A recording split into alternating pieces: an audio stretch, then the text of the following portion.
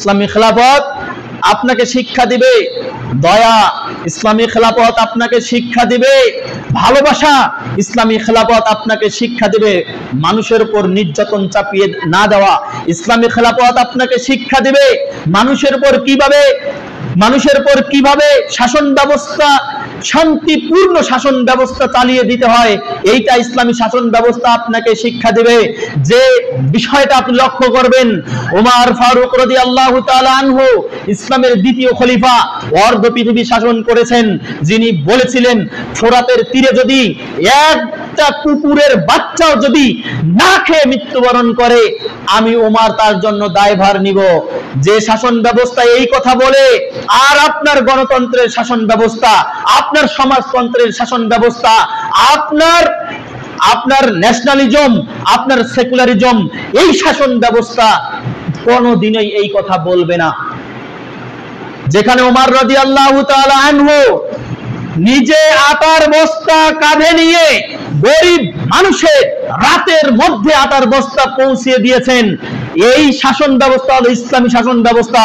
বর্তমান যে শাসন ব্যবস্থা রয়েছে, এই শাসন ব্যবস্থার মধ্যে এরকম দয়া, মহাব্বত, ভালোবাসা জনগণের উপর নেই। ওমর রাদিয়াল্লাহু তাআলা আনহু আটার বস্তা কাঁধে নিয়ে এসে দিয়েছেন, জনগণ জানে না ইনি ওমর, জনগণ ওমর সম্পর্কে জিজ্ঞাসা করছেন। আমি জানি ওমর আজকে আমার দেশের প্রধানমন্ত্রী এই, তখন বলতেছে আপনি কি চিনেন আপনার এই প্রধানমন্ত্রীকে? সে বলছে জানি না, আমি চিনি না আমার প্রধানমন্ত্রীকে। প্রধানমন্ত্রী নিজে কাঁধের মধ্যে আটার বস্তা নিয়ে আসে জনগণের কাছে। আর আপনার আমার যে শাসন ব্যবস্থা রয়েছে, এই শাসন ব্যবস্থার মধ্যে না খেয়ে মরা কেন? এই শাসন ব্যবস্থার মধ্যে একজন যদি আরেকজনকে কুপিয়েও হত্যা করে, দেশের মধ্যে এরকম কোন আইন নেই যে এরকম করছে। পুলিশ আপনার নিজে ভয়ের মধ্যে, আতঙ্কের মধ্যে আছে, প্রশাসন নিজে ভয়ে নিজে আতঙ্কের মধ্যে আছে। এটা কোন শাসন ব্যবস্থা?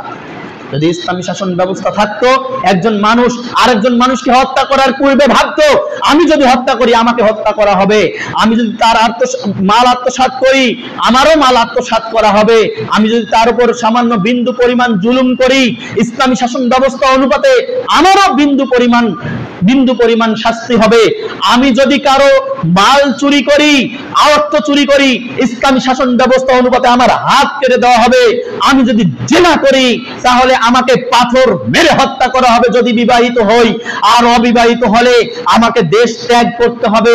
এই হলো ইসলামী শাসন ব্যবস্থা। আর এগুলোর ব্যবস্থা, শাসন ব্যবস্থা না থাকার কারণে যত রকম জাতীয়তাবাদ অর্থাৎ ন্যাশনালিজম, কমিউনিজম, সেকুলারিজম, আরো যত ইজম রয়েছে সমস্ত ইজম এই ইসলামের মধ্যে, এই মানুষগুলোর মধ্যে কি করা হয়েছে? চাপিয়ে দেওয়া হয়েছে। ওগুলোকে ডিনাই করে, ওগুলোকে অ্যাভয়েড করে, ওগুলোকে ডিলিট করে দিয়ে, ফরম্যাট করে দিয়ে এগুলো শাসন ব্যবস্থা নিয়ে আসা হয়েছে।